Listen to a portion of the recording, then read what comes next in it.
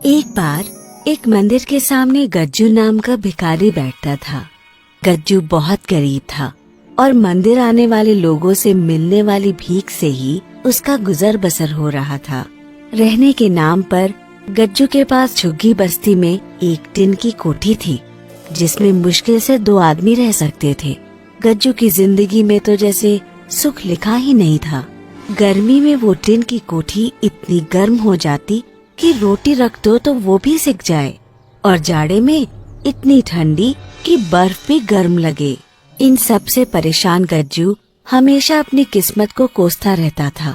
ऐसे ही एक गर्मी की रात गज्जू अपनी टिन की कोठी में बैठा था। एक तो जिंदगी में वैसे ही अच्छा खाना और अच्छे कपड़े नसीब नहीं हैं, ऊपर से ये टिन का डब्बा। अरे यार, कितनी गर्मी है यहाँ। पता नहीं इस फकीर की किस्मत पलटेगी भी या यूं ही भीख मांगते मांगते और इस टिन के डिब्बे में सड़ते हुए निकल जाएगी। गज्जू का अपनी किस्मत के ऊपर से पूरी तरह से भरोसा उठ चुका था कि तभी उसकी जिंदगी में कुछ अच्छा हुआ। सरकार ने गरीबों के घर में मुफ्त बिजली देने का आदेश दे दिया, जिसके चलते गज्जू के घर में भी बिजली कनेक्शन हो गया। लेकिन उस बिजली का गज्जू क्या करता? उसके पास तो ऐसा कोई सामान ही नहीं था जो बिजली से चलता हो। एक तो वैसे ही गरीबी गज्जू का मजाक बना रही थी, ऊपर से इस बिजली कनेक्शन ने गज्जू को और चिड़चिड़ा कर दिया। हे भगवान, ये कैसा मजाक है? ये तो तू मेरी गरीबी का मजाक उड़ा रहा है। इंसान क्या कम था मजाक उड़ाने के लिए, जो तू भी मेरा मजाक उड़ा रहा है? अरे जब कोई बिजली से चलने वाला सामान ही नहीं है तो मैं इस बिजली कनेक्शन का क्या करूँगा? गज्जू की आंखों से आंसू निकल आए, लेकिन उसने अपने आंसू पोंछे और फिर से भीख मांगने निकल गया। गज्जू की कोठी से मंदिर तक के रास्ते में एक कबाड़ खाना पड़ता था। वैसे तो गज्जू इस दुकान की तरफ मुड़ के भी नहीं देखता था, लेकिन आज अचानक उसकी नजर कबाड़ खाने की ओर चली गई थी। असल में आज गज्जू को उस दुकान के कबाड़ में एक टूटा फ्रिज दिखाई पड़ गया। बिजली तो उसके घर में आ ही गई थी, इसलिए गज्जू एक बार अपनी किस्मत आजमाने उस कबाड़ खाने की ओर बढ़ चला और जल्दी से कबाड़ खाने पहुंच गया, जहां कबाड़ी अपना सामान सजाए बेच रहा था। अरे भाई, कितने का लगाए हो फ्रिज? भैया जी 50 रुपए एक दाम। अरे हालत देख रहे हो मेरी, 50 रुपए तो नहीं है, 40 है। बताओ 40 में बेचोगे क्या? अब भैया कबाड़ में क्या मोल भाव करना, फिर भी चलो ले जाओ 40 में। तुम भी क्या याद रखोगे? गज्जू ने उस फ्रिज को सस्ते में खरीद लिया और उसे जाकर अपनी कोठी में रखाया। गज्जू कोठी से वापस फिर से मंदिर भीख मांगने चला गया और रात को वापस आकर सो गया। रात में कोठी वापस आकर जब गज्जू ने फ्रिज को ध्यान से देखा तो पाया कि वो फ्रिज काफी अच्छी हालत में था, बस उसे थोड़ी मरम्मत की जरूरत थी। अरे ये फ्रिज तो चलने की हालत में है, कल ही जाकर इसे मुन्ना से ठीक करवा लेता हूँ। क्या पता इसी बहाने मेरे इस कबाड़ में फ्रिज जैसी महंगी चीज लग जाए। अगली सुबह गज्जू उठकर सबसे पहले मुन्ना इलेक्ट्रिशियन के पास गया। मुन्ना गज्जू का दोस्त, जो पुराने इलेक्ट्रिक सामान की मरम्मत करता था। पैदल चलते चलते गज्जू कुछ ही देर में मुन्ना की दुकान पर पहुंच गया। और मुन्ना भाई कैसे हो? अरे गज्जू, आओ आओ, मैं तो बढ़िया हूँ। तुम बताओ, बड़े दिनों बाद आना हुआ। क्या बताऊँ मुन्ना भाई, बस 2 वक्त की रोटी के लिए इधर उधर घूमा करता हूँ। अच्छा मुन्ना भाई, एक काम था तुमसे। हाँ हाँ गज्जू, बोलो।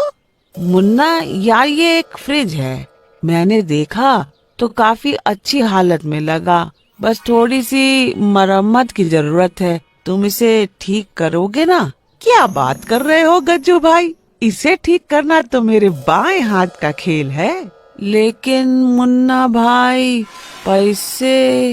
अरे तू तो अपना यार है, तुझसे क्या पैसे लेना। नहीं नहीं, गज्जू किसी का हक नहीं मारना चाहता। मेरे पास 50 रुपए हैं, अभी के लिए तुम यही रख लो। मुन्ना ने गज्जू से पैसे ले लिए। गज्जू भाई, तुमने अब उनको इज्जत दिया, अब अपन तुम्हारे फ्रिज को बिल्कुल लल्लन टॉप बना के तुम्हें देगा। गज्जू बहुत खुश हो गया और मुन्ना को फ्रिज देकर दोबारा भीख मांगने मंदिर के नीचे जाकर बैठ गया।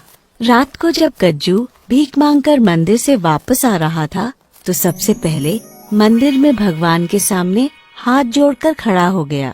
हे भगवान, उस फ्रिज को ठीक करवा दे, फिर इस गरीब के पास भी उस बकोठी के अलावा अपने कहने को कुछ होगा।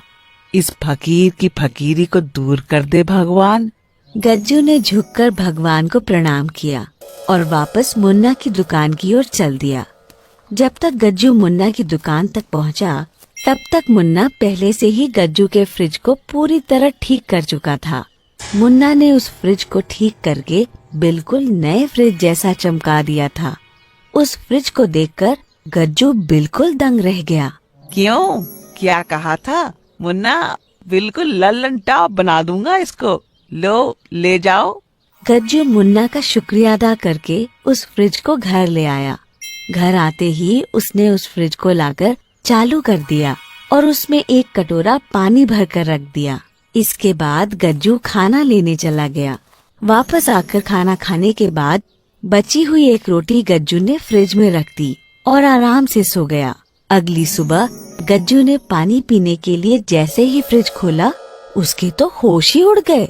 असल में रात की जो बची हुई रोटी गज्जू ने फ्रिज में रखी थी, वो अब सोने की रोटी में बदल गई थी। अरे देवा, ये तो कमाल हो गया। ये फ्रिज तो जादू ही निकली। गज्जू उस रोटी को बार बार छू के देखने लगा, लेकिन उसे विश्वास नहीं हो रहा था। उस रोटी को गज्जू एक सोनार के पास ले गया और उससे उस सोने की रोटी को परखने को कहा। अरे भैया, ये तो बिल्कुल खरा सोना है, इसे मुझे बेच दो, जो कीमत मांगोगे वो दूंगा। अच्छा, ऐसा है तो लाओ 1 लाख रुपए इसके। गज्जू को हैरानी तब हुई जब सोनार ने खुशी खुशी रोटी के बदले उसे 1 लाख रुपए दे दिए। गज्जू 1 लाख रुपए पाकर खुशी से फूला न समा रहा था। उसने अपनी जिंदगी में इतने पैसे एक साथ कभी नहीं देखे थे, लेकिन गज्जू एक समझदार आदमी था। अब उसने उस फ्रिज में थोड़ा थोड़ा सामान रख के उसके सोने में बदलने के बाद उसे बेचकर काफी पैसा इकट्ठा कर लिया और उन पैसों से एक इलेक्ट्रॉनिक सामान की दुकान खोल ली। जल्द ही गज्जू की वो दुकान चल पड़ी और उसका व्यापार बढ़ने लगा। गज्जू ने मुन्ना, जिसने कम दाम में गज्जू का फ्रिज ठीक कर दिया था, उसके नाम भी एक दुकान खरीद ली। धीरे धीरे करके गज्जू ने इलेक्ट्रॉनिक सामान का बहुत बड़ा व्यापार खड़ा कर दिया और बहुत अमीर हो गया। अब उसके पास वो हर चीज थी जिसके लिए वो कभी तरसता था। एक बड़ा घर, महंगी गाड़ी, सारी सुख सुविधाएं और मुन्ना जैसा सच्चा दोस्त। एक दिन मुन्ना और गज्जू साथ खड़े अपनी दुकानों को देख रहे थे। यार, मुझे समझ नहीं आया, आखिर तूने ये सब किया कैसे? यार मुन्ना, इसमें समझना क्या, तेरे हाथ ही मेरे लिए बहुत भाग्यशाली है। तूने जिस चीज को हाथ लगाया वो सोना बन गई। गज्जू की कही एक भी बात मुन्ना को समझ में नहीं आई और वो फिर से अपनी कामयाबी को देखने लगा। गज्जू की बात में छिपा राज राज ही रहा और वो जादुई सोने का फ्रिज आज भी गज्जू की किस्मत को चमका रहा है।